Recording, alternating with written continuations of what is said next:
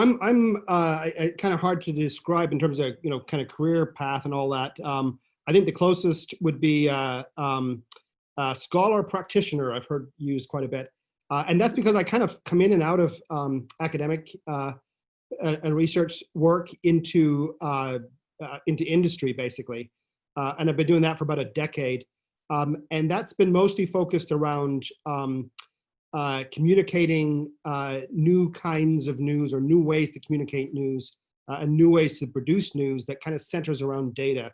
The term that's technically used for this is structured journalism. It's kind of like a post-article view of news. So I've been in that world for a while, doing this work, and most recently for the last couple of years I've been at the BBC. I'm the product lead for a group called News Labs, which is about a 20-person team, and we do an awful lot of this kind of work, as do BBC R&D, which is another kind of large group at the BBC. So what I'm going to talk about today is the heart of it is based on work that we've done at BBC News Labs over the last year or so. But before I get into that, I'm going to take a few slides just to sort of talk about essentially some questions around data and data stories, and some of the kind of the deep challenges, I guess, around telling data stories broadly. Then I'll get into the meat of the talk, which is about this technology, natural language generation, and how we've used it at the BBC. And we haven't used it yet for published stories on flooding, but climate change stories in general are a big part of kind of where we intend to take this over the coming years, basically. So I'll get into the details on that, and then I'll talk about some questions and some challenges around using this technology, this natural language generation, for telling climate change stories.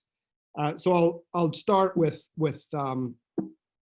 see if I can get this working here. There we go. I'll start with just some high-level thoughts about data and data stories, and why figuring out how to tell these stories, both technically and editorially, is a kind of a meta challenge. It's a challenge that essentially I think we're going to have to do as a species over decades. It's that kind of level of challenge. It's not like, how do we tell stories on Instagram and Snapchat? It's not that level of a challenge. It's something much bigger and deeper and longer lasting. And so to start on that, the kind of the highest level kind of reality, I guess, around data is its authority, and how that authority is kind of manifested in society. And this is a point of view that I think has kind of crept up on us slowly, but it goes kind of like this, which is that there was this period of time for most of human history when the ultimate authority in society was religion, was God, and the interpretation of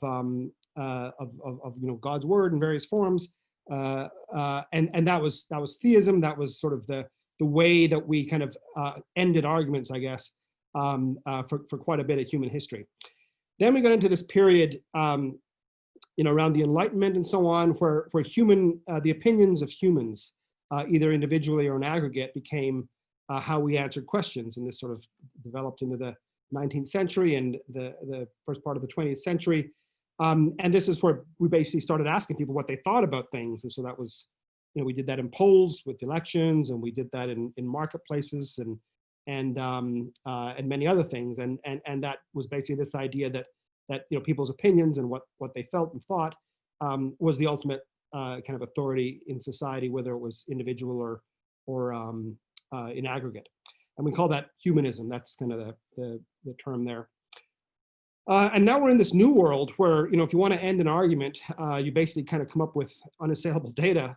And this is, none of, these boundaries are not sort of new, but this is a relatively new thing for much of society, where data is slowly becoming this ultimate authority that people appeal to, sometimes mistakenly, sometimes under false pretenses, and a whole bunch of other things. But at least that argument is there, and that it's been given the name datism. but we kind of probably don't really know what to call it now. That term came from David Brooks, back who was a U.S. public intellectual who writes for the New York Times back in 2013. But it's being increasingly used, and not only by sort of the singularity folks, but more and more broadly. And this isn't something that's in that realm. This is something that you see in the COVID crisis, where where governments as diverse as the Iranian government, or the government in Israel, or Western governments, or governments in the East, they all default to data to determine how they're going to react to that crisis. And that authority isn't really, there isn't much debate about that. So anyways, what that translates to in journalism is lots and lots and lots of stories that are rooted in data. And this is, to my knowledge, it hasn't been systematically studied, but it certainly appears that a significant portion of journalistic output in general, and definitely at the BBC, starts with data. And this is not just data journalism stories. This is sort of regular articles that if you dig in a little bit, you'll see the sort of the proximate cause of the article has been data. And so these are some examples of topics of stories in the British press over the last few months that come from data. It's not just this level of story. It's all the way up to the Brexit. COVID-19 is a massive data-driven story, and of course, climate change. But there's some issues here. One of them is this. How do you sort of compare data with stories or storytelling? And that's not obvious. There's this sort of sense that narrative is sort of very key to human understanding. This is sort of, there's a long literature about this, and it's a multidisciplinary literature, and it's becoming kind of fairly near a consensus that stories are kind of a natural way of understanding for human beings, where the definition of a story, and again, this is, I think, starting to become a consensus, is essentially focused on time, or a series of events, an organizing of events in time. But then that sort of raises this other question around data. Data is not as natural to humans. It takes training and expertise and education to be able to process data, unless it's used in a storytelling service.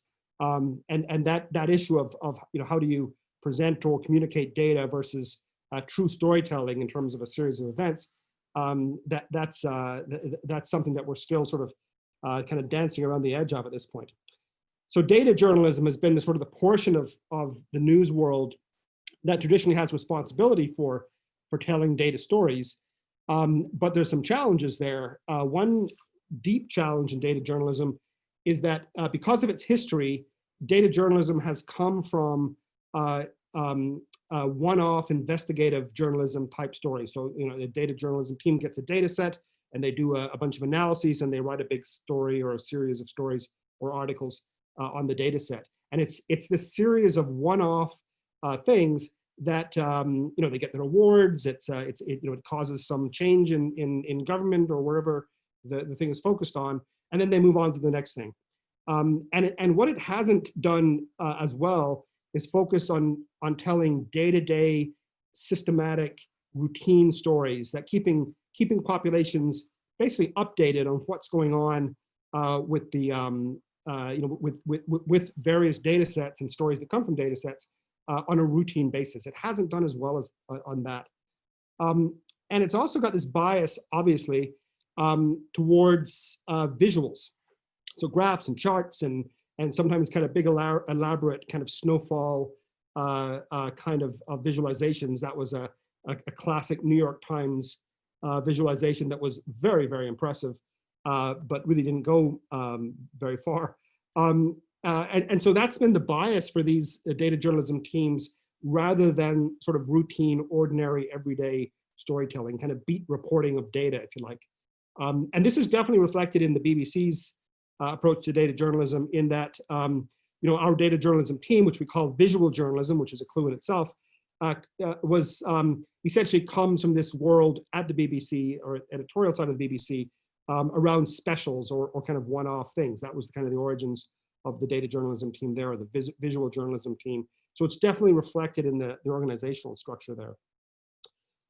This sort of focus on visual devices, or sort of graphs and charts and so on, people don't often kind of think, educated people who are comfortable with data and kind of work with spreadsheets and do science and so on, they're often not aware of how difficult and impenetrable that form of communication is to many people. There's been quite a bit of study on this, things like graph literacy and other forms of literacy, various kinds of numeracy. And basically, a significant portion of the population, maybe even as many as half of the population, basically can't access information communicated in that way. Their brain switches to a different thing, or something goes on that kind of prohibits kind of true communication.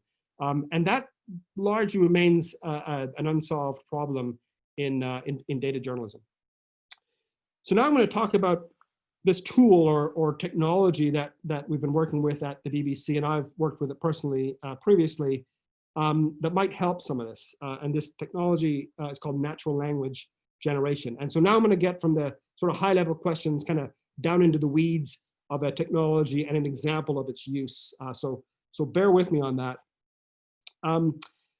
So what this basic approach to storytelling or data storytelling takes advantage of is the formulaic nature of many stories.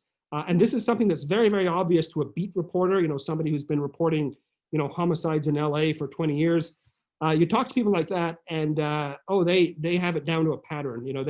They can tell you the 10 different kinds of homicides and the various characteristics, and they really have the formula down. And that's the same with all kinds of stories, forest fire stories, or merger and acquisition stories, or any number of categories. This is kind of too obvious to really point out in many cases.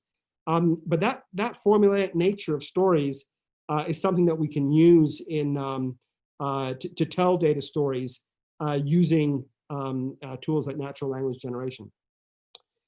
And what those tools basically do is this: they take data, say in a spreadsheet here, and they turn it into text articles. Hopefully well-written text articles that kind of tell a story well. And this example here is from the Associated Press, from the work that they've been doing, publishing quarterly earnings stories for companies listed in the markets in the US, public companies. And they used to publish about 300 of these stories a month. And then they developed a natural language generation or an automation practice. And now they publish stories essentially on all public companies in the US, about 4,000 or 5,000 stories a month. But this is essentially what they're doing. They're taking roughly a row in a spreadsheet, and they're roughly turning it into a text article that communicates that as a narrative. And what's going on behind the scenes there is roughly this. So this is kind of like a mocked up cartoon version of what's going on. But it's basically a combination of logic and language, in that you have a set of logic on the right there, and it's looking up things in a database or a spreadsheet or a data from an API that a computer produces, and it's making decisions about which little pieces of language to stitch together based on the data. And that's literally all that's going on here. There's a whole bunch of more complicated things that help with this, but underneath it, in this form of natural language generation, that's really all that's going on. At some level, it's a combination between writing loosely and programming, or light programming. At the BBC, it's journalists that we have that kind of do this template authoring. But it's really not that mysterious for people that are familiar with language and familiar with logic. There's no magic or machine learning or anything going on behind this. It really is just logic and language. This is what it looks like in practice. This is a template that we used for the general election coverage that we did, that I'll talk about more later on. So it's a little bit more complex than the cartoon example I just showed, but essentially the principle is exactly the same. The new technology that's enabled us to do this in practice hasn't really been a deep computational innovation. It's been an innovation in the user interface that lets us manage and work with the complexity involved here. The logic trees that are behind these can get very, very deep and very, very complicated very, very quickly, much more complicated than a person can keep track of themselves. And there's been this new generation of user interfaces, roughly, that enable the management of that complexity. But underneath, it's still logic and language. So what this lets you do is pretty interesting. If you look at the workflow of traditional production of news, the journalist gets some documents or talks to some sources, or maybe even looks at a data set, and they make a bunch of notes. They sort of put an idea together in their head about what's going on, and then they write an article. And this is a handcrafted process, and this has been the way that news has been produced for a very long time. Kind of a fun fact on this: the very first issue of The Guardian, the Manchester Guardian at the time, had data journalism on its front page. There was a quite sophisticated and quite recognizable piece of data journalism, front page of The Guardian in 1850 something, I think it was. So this process has been going on kind of for quite some time. With natural language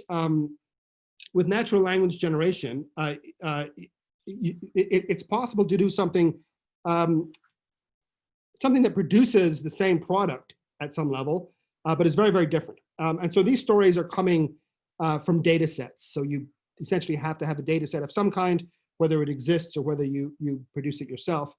And what those data sets are used for is to create an editorial data set that we call a story model. So this is essentially a data set, but instead of having raw data in it, it has elements of stories that the journalist wants to tell. So it's essentially call it a spreadsheet of the elements of a story, of a particular story that the journalist is interested in telling. And then these natural language generation templates, like the one I just showed, they're used to turn the data in those story models into a set of articles, and then those articles are published. And that's essentially the process there. Some of the key things involved here, one is that obviously these are coming from data, but these story models and these templates are not authored every time you want to produce the article. They're authored once. And then as the data updates, the articles update accordingly. And that's a sort of a key thing here that enables this to be used on a cumulative kind of long-term scale with a relatively small number of journalists. And lots of newsrooms are doing this. So this is not new. This has been around since about 2013, 2014. So lots of newsrooms are using this initially for sports and for finance, but now more and more for things like elections. And that's what we used. We use this for at the BBC. So what does this let you do? Well, essentially, in a word, it's personalization. What this does not let you do is do what journalists do now. So there's not really a lot of apart from some very, very specific cases, there's not really a lot of opportunity from this technique to essentially automate the kind of journalism that's being done by journalists now. So that's not really an option here. What is an option is personalization in two different ways. And so that's what we use it for at the BBC. So the first way that personalization is used is to take, it's kind of obvious, it's to take different data and produce different stories from the different data. So for example, you might have data about NHS wait times at A&Es. And so you might have that broken down by NHS trust. And so you have a story model for that kind of a story, and then you generate a different story, different stories for different NHS trusts, and you serve those stories to the audience members in those NHS trusts. So that would be a simple example. And this is essentially personalizing or localizing the stories based on the data. And so you can do that by geography, which is the most interesting one, but you can also do it by other kinds of data like demographics and so on. And then as that data changes over time, you can kind of update those stories or reserve those stories. So that's one form of personalization.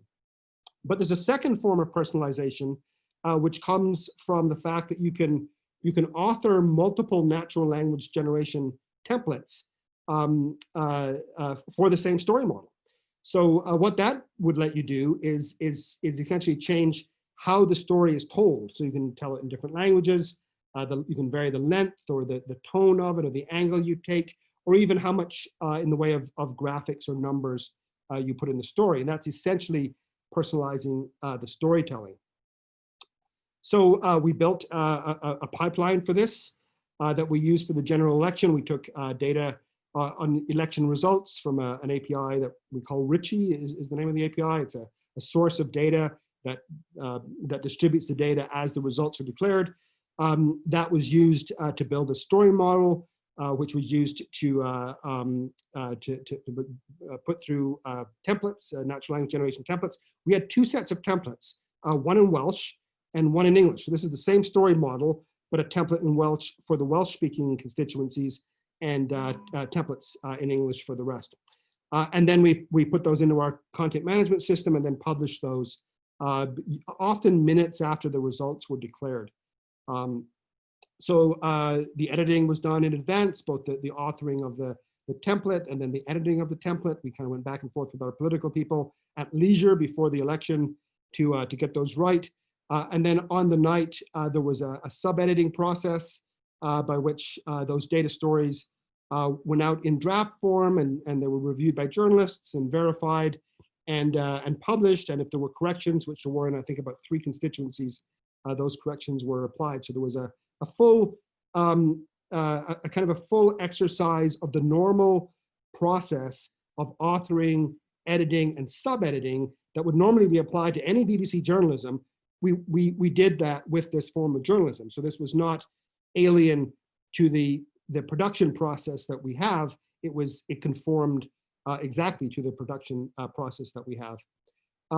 So on the night, we ended up publishing 690 different stories. There was 650 in English, one for every constituency in the UK. That was the first time that had ever been done by the BBC. This was the first time the BBC had published full result stories for every constituency. And then we had an initial 40 stories, which were the Welsh constituency. So we also published those in Welsh. So in total on election night, often minutes after results were announced, we published those stories, and that was the process. And we've also done this for other kinds of stories. We've done it for NHS stories. We've done it for stories around things like tree planting at the local district council level. We've done it around, we've used it for local elections a year ago. We've done a set of stories that were not published on our website, but were used in a different way around high streets. There are about 7,000 high streets in the UK. And we did a set of stories for every single high street based on a whole bunch of data on the patterns of use, which after the lockdown is probably completely irrelevant at this point. And then we did the election stories. And some of these stories, we had audio components as well. So for example, the local or the tree planting stories, we also automatically generated radio scripts for the 43 local radio stations that the BBC operates. And then the high street stories, those 7,000 stories, we used synthetic voices to read those stories as well. So there's an audio component to this as well.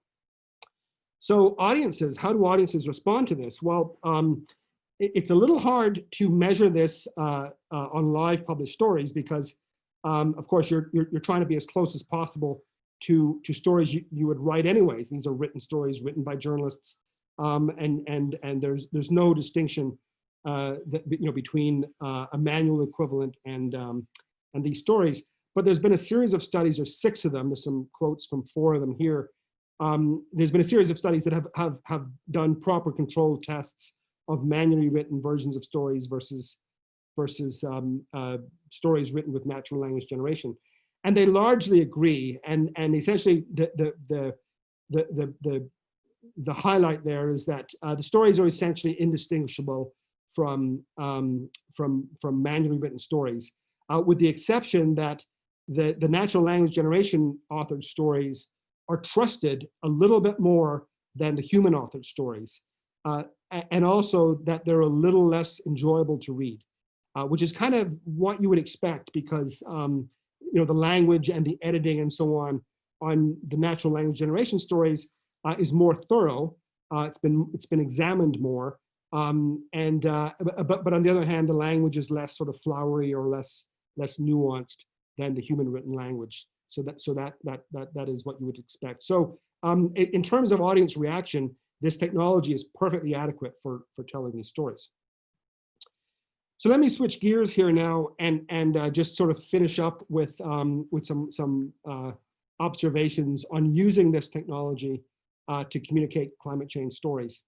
Obviously, climate change is largely a data-driven story, and that applies, obviously all the various weather events and comparative events with other areas and comparative events over time. There's a range of things to tell there. Coastal and fluvial flooding events are a big one, and I think we're going to this is kind of what I'm interested in pursuing over the next year or so. I thought we were off to an interesting start this year until events overtook us with COVID-19. But also, events that are a little less out of the mainstream. So there's a lot of agricultural and botanical events around climate change that are not really apparent to people in cities or kind of away from agricultural areas. So for a lot of rural news is kind of impacted by this. Economic events, even things like prices, prices for insurance, prices for agricultural products, prices for housing in floodplains, all that kind of stuff. And of course, social and cultural events. Those are a very, very rich set of events that are kind of coming from climate change and those. And a lot of those increasingly, those stories are contained or are available as data. But there's this thing, that we might be able to do with climate change stories told at the personal or the local level, that is a little different. So there's a relationship on how impactful stories are with how local and how personal they are. So people are interested in knowing what the probabilities are of things happening and how things are likely to transpire. If there's an event that's going on, a flooding event, say, they want to know the details about the community or maybe adjacent communities. And then there's there's interest or relevance in how communities have been affected by past events. So, for example, changes in say house prices in floodplains or changes in other characteristics of their neighborhood based on a past event. And one way to look at these, is through this trade-off between how important a story is and how local or sort of impactful locally the story is. And essentially, it's this trade-off between if stories are global, they have to be pretty important for people to be interested in them. But if the more local you get, the sort of the less important a story can be before it's relevant. And so one of the opportunities here, perhaps, is to transition some climate change stories from the top right there, where they're kind of big important stories that are global but are hard for people to sort of develop a visceral interest in, down to the bottom left, where they're maybe not as important. It might be that the growing season is a few days earlier, or whatever it happens to be, but they're more local, and therefore the relevance is higher. And that by making that transition, we can perhaps change or at least increase the ways that people can interact with climate change stories. So, a key thing here has been able to communicate these stories to everybody, not just the people who are familiar with data and are familiar with charts and graphs, but to truly everybody. And part of that is making them sort of systematic, as well as, taking advantage of that sort of personalized and localized aspect of these stories. If we can do that, and connect the local and the personal to those big national and global views of climate change, then we might be able to sort of change or at least add to the tools that people have to kind of understand and process how this is affecting them. This systematic measurement of events and being able to make this not just the kind of story that is told when somebody, say a journalist or an editor, decides it becomes important, but to do it sort of systematically in terms of measurements where even sort of out of the way places that might not be at the center of things get stories that are relevant to them about these events. And then be able to tell these stories in different ways for different people. Even varying the language, varying the graphic or the intensity of charts and so on, varying the length. We're even doing experiments now about telling these stories in using comics for certain audience segments. And so varying how the stories are told for different groups of people, that's also important. And then one of the things that working with these stories as data and as story models, one of the things that opens up is the ability to accumulate the knowledge in these stories, the patterns, the comparisons, and so on for local areas, for the personal and the local over time, and maybe even over a long period of time. I mean, these kind of climate change stories are probably going to be with us for decades or centuries. And so accumulating that story capital so that it's not just, a standalone article that goes away after a certain period of time. And so you don't get into this, unprecedented reference where you actually know if it's precedented or not. Those are important. But there's some challenges here. So some of the challenges are, obviously the availability and the accessibility of data. If we can, in the BBC and news labs, if we can get our hands on flooding data of various kinds that are interesting to journalists to tell stories with, we can use that. But having that data available and then having it available in a way that we can actually access, and this has a lot of complexity. I mean, this has aspects of is it, how certain is it? Is it updated regularly? Is the format stable? All of these things come into play there. We need tools to tell these stories. Natural language generation, I think, is going to be a very important one, but there are others too.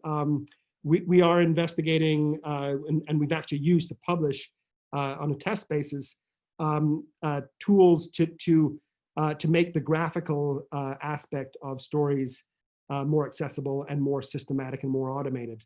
But there's probably going to be a range of tools here that are used for telling these data stories. We need to figure out story models that are kind of stable and kind of permanent. This is a new approach to storytelling, and so figuring out what a story model is that can sort of be used for a very long period of time to tell kind of local, personal, relevant stories. It's going to take some time to do that. So there's a set of editorial skills that are not very common these days, that are more like abstraction skills for journalists, both in the writing and in the editing of these stories, more focused on the patterns of stories rather than the specifics of a specific story. That's going to be a challenge to develop and use those skills. And then just learning the editorial techniques for communicating these, and particularly in communicating the cause and effect and associative aspects of these. This is a very kind of big challenge where, if you're trying to connect these with climate change, how is that connection made? It often can't be made deterministically, can it be made probabilistically, or are there cases where you just can't make that connection, and maybe it's inferred, or there's other things going on. Have yet to figure out those. So that's what I have, and yeah, if we've got some time, I'd love to take any questions.